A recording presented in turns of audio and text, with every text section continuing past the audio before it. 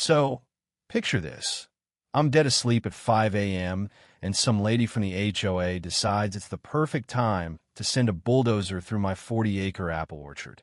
She forged my signature on a stack of demolition permits and planned to break ground for her luxury resort, right on my family's land. Now, you might think, well, that's that. But here's the thing. I'm the county permits director. For 15 years, I've been the guy with the final say on every shovel of dirt that moves in this county. So, nice try, Dahlia, but you picked the wrong apple farmer to mess with. I'm standing in what used to be the heart of my father's legacy. 30 years of Honeycrisp trees and sweat. There's diesel hanging thick in the air, sweet and sick, mixing with the crushed blossoms ground into my boots. The bulldozer's engine is still popping, cooling after it flattened everything my family built. And this woman? She bribed inspectors, framed me for tax evasion, threatened my elderly neighbors, and even hauled in mob money from Phoenix. All this, thinking she'd won already. But you don't declare war on a dying man's legacy and a whole community, not without expecting someone to fight back. Especially when that someone is me, and I brought the FBI with me. So, let me ask, what would you do if someone tried to steal your family's life work while you slept? Drop your state in the comments. I bet your HOA has monsters, too. Let's rewind so you see how this mess really started. My name's Jake Morrison. My family's been working these 40 acres since Grandpa bought the place back in '94, back when this was nothing but scrub and a stubborn dream. Dad poured 30 years into the land, growing those Honeycrisps and galas that kept half the county's farmers markets going. When Dad had his heart attack in 2018, I was out of options. Either try to keep the farm afloat or take a steady paycheck at the county permits office.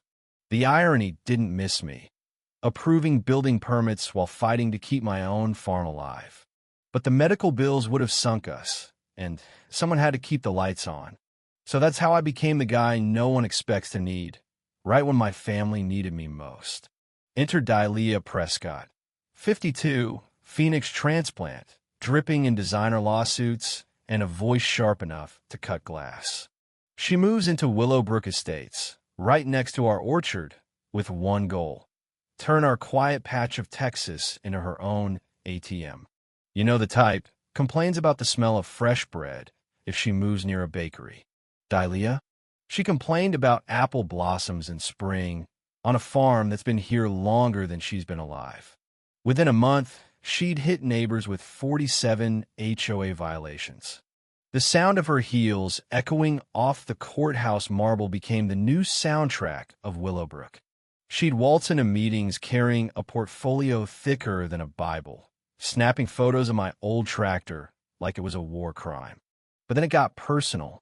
She slapped me with a $15,000 fine for my irrigation system, waving a document with my signature on it, a paper I'd never seen before.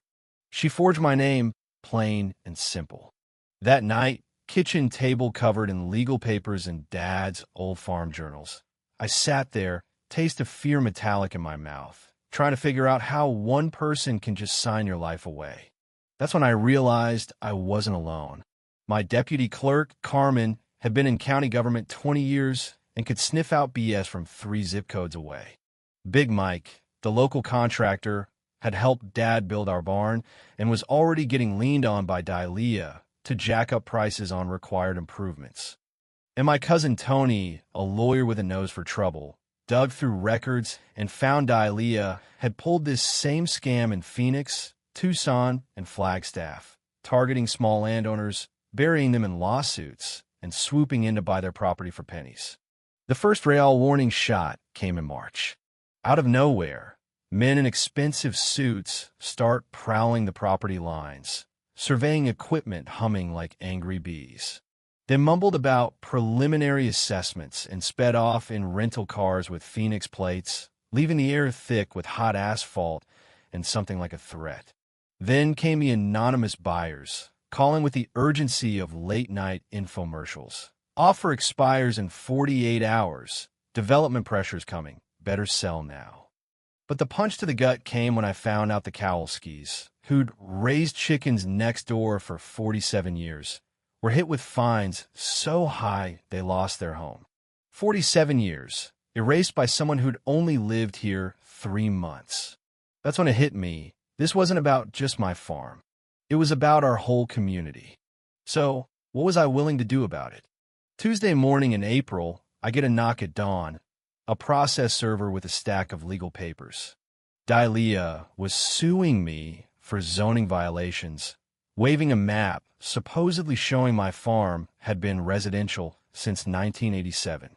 It was a work of bureaucratic terror. 43 pages of whereas and therefore, demanding I shut down the farm and pay $250,000 in damages. They wanted a judge to close me down in 30 days, because sure, 30-year-old apple trees are an emergency. But I know this game. I dove into the courthouse basement, Carmen at my side, Big Mike fueling us with coffee that tasted like despair, pulling every zoning record since the 80s. We built a timeline that'd make any detective proud, and found gold. My farm had been grandfathered agricultural in '94. Her evidence was faked.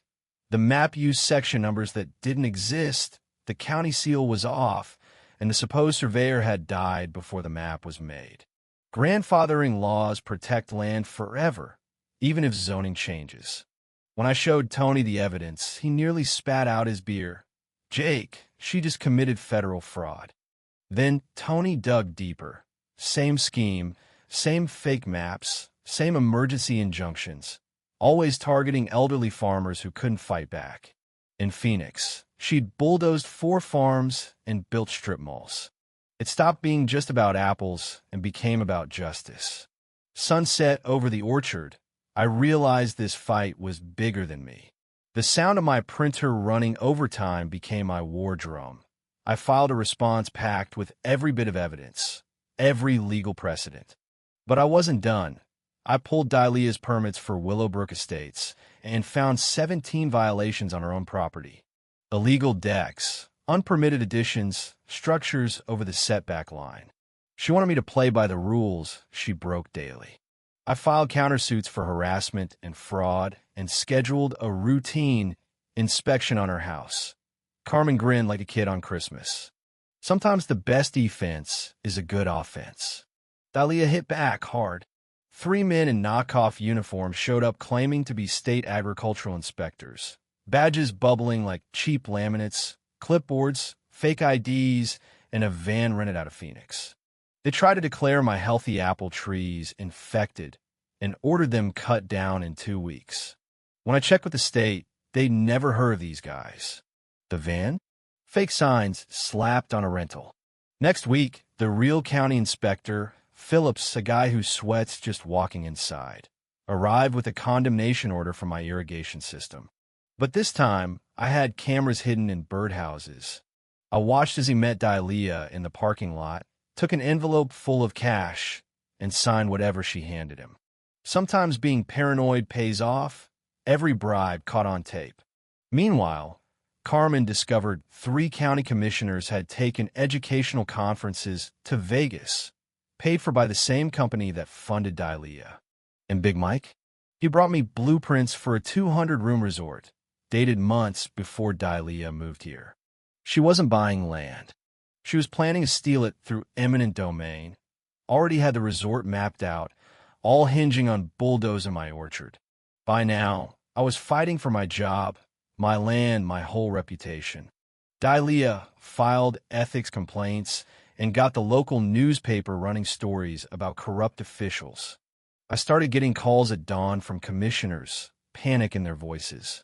My daughter at college saw posts online accusing me of bribery. My elderly mom started getting threatening calls. But I was building my own case. My lawyer, cousin Tony, looped in the FBI, and Agent Sarah Morrison for financial crime saw a pattern. This was RICO territory, organized racketeering. Carmen, Tony, Rachel the journalist, and Big Mike, suddenly I had a team.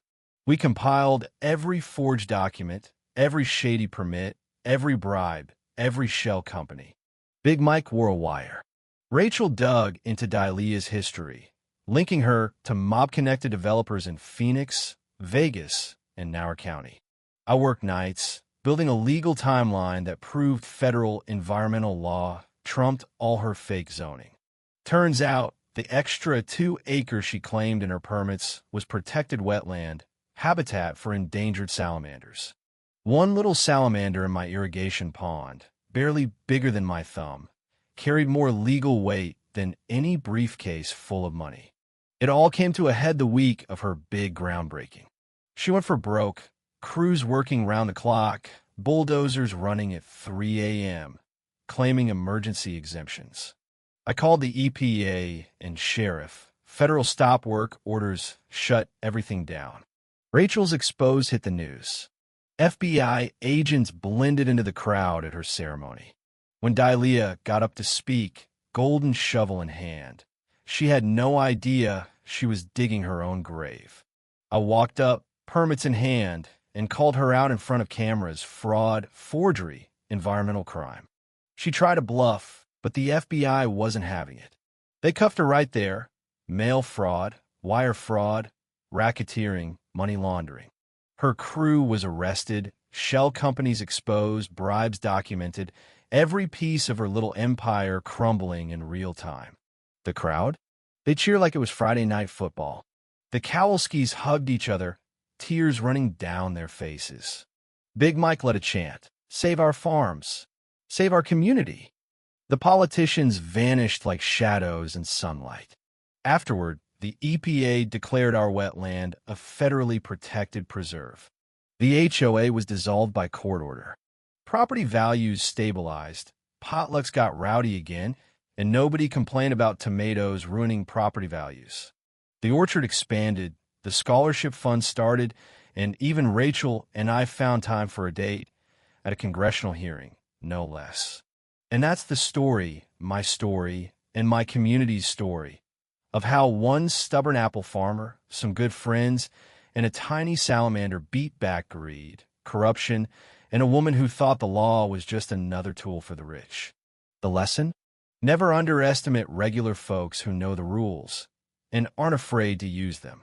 Corruption can seem big and loud, but truth, persistence, and a little bit of teamwork can take it down. So what do you think? Is there ever a line where fighting back goes too far? Or is defending your family's legacy always the right call? Drop your story, your thoughts, your HOA nightmares in the comments. And if you made it this far, stick around. Because for every Goliath, there's a David, and sometimes the little guy wins.